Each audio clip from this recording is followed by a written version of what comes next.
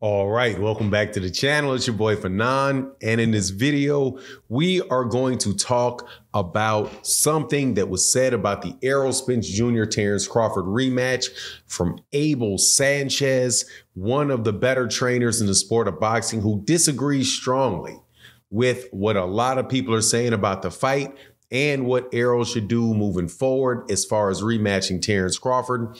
Let's talk about that in this video.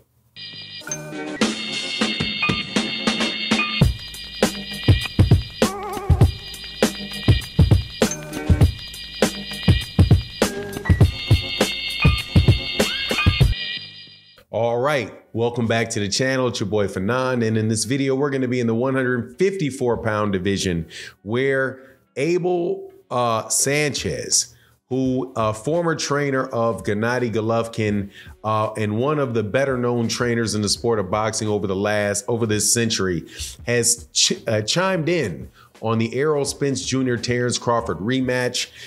Before I get into that though, let me welcome you back to the channel. If you are new to the channel, please accept my invitation to hit the subscribe button, hit the bell icon so you can be notified of when we release more videos. And if you're a longtime subscriber and supporter of the channel, thank you so much for your continued support. And shout out to my guy, Matty O. Shout out to my guy, all y'all that really support Mr. Pragmatic.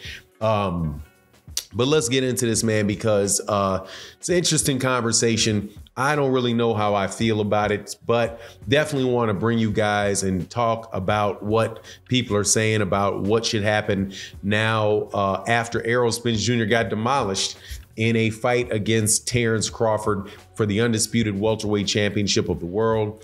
As you know, Errol has said that he wants to do the rematch and he wants to do it at 154, but there's a lot of people that have come out and said, no, you shouldn't do it. Other people have said, yeah, you can do it, but you should do these things first. Abel Sanchez comes out with his opinion, and you know, man, I don't know what to make of it really, but I think that, hey, man, he knows just as well as anybody else does. Now, what does he say? He says, look, Errol needs to take the rematch. First of all, they signed up for the rematch, so it's in the contract. You should follow by what you said you were going to do.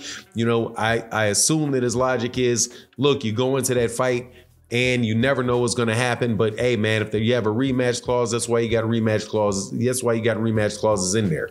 Also, he said, look, if it was a case where Errol looked 100% himself and really looked like he was all the way there, then no, don't do the rematch because you got beat at your best. But he said, look, to me and to a lot of other people, Errol did not look like he was all the way there. He looked really weak. He looked like that, you know, there was real issues making weight.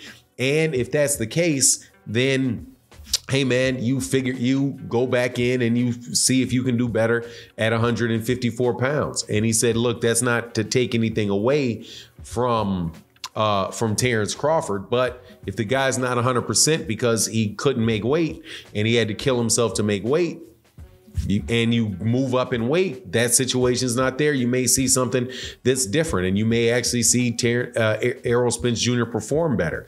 One person that came by my chat and I thought was a really good point about why Errol Spence Jr. would actually want to have the rematch, even if, you know, the chances of him winning look slim at this point in time, is that he may just want to make a better showing of himself and not go out like that and not go out like in a fizzle like that in his career. And hey, man, if that's what his mindset is on that, I support it. I mean, I support it 100%. The thing that gets me is that number one, the amount of money that he's going to make in that fight, and also the ability to redeem himself, at least that to show that there's not such a huge gap between him and Terrence Crawford. Now, and that could be important to him because, look, man, guys like Amir Khan performed better against Terrence Crawford than Errol Spence Jr. did. Sean Porter performed better against Terrence Crawford than Errol Spence Jr. did. Egis Kalvanakis performed better against Terrence Crawford than Errol Spence Jr. did. And only Errol really knows what his body was feeling like and what he was going through.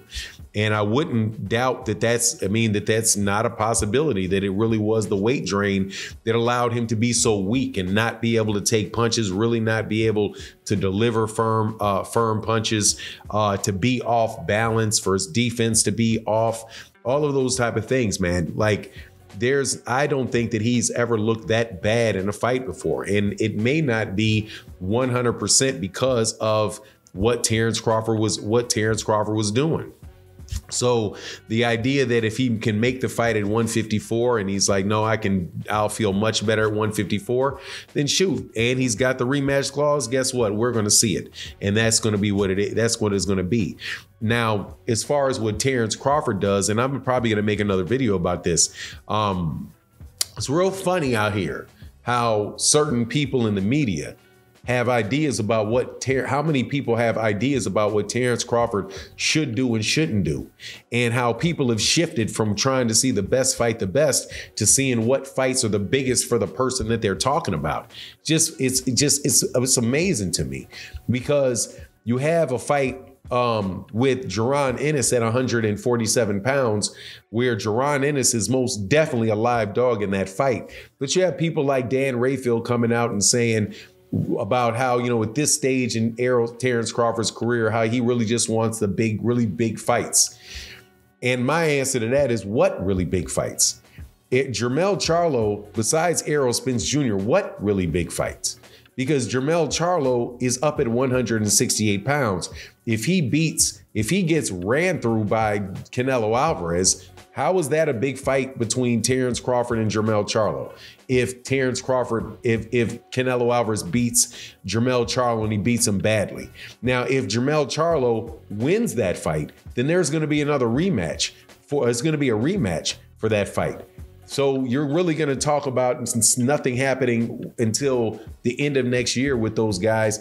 If Jermell Charlo is serious about, after having 2 fights at 168, to come all the way back down to 154 pounds, that, even though Jermell Charlo said he's open for that, to me, that really doesn't make a lot of sense to me, that he would do that. Now, maybe he would go to a catch weight of 160 pounds and that fight could be made.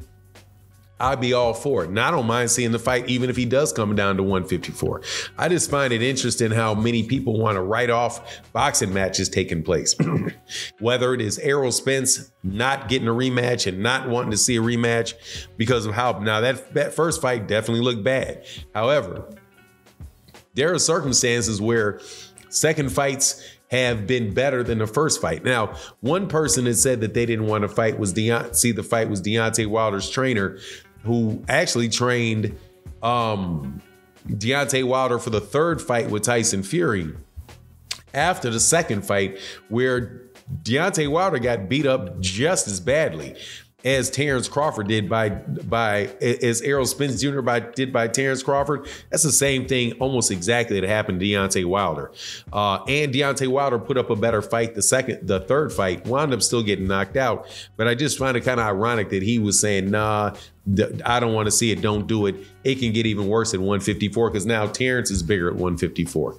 But anyway, that's just my take on the matter. Abel Sanchez, you can take it or leave it what he says, but at the end of the day, it doesn't really matter, because the rematch is most definitely going to happen. You let me know what you think in the comment section. And with that, I'm out. Peace.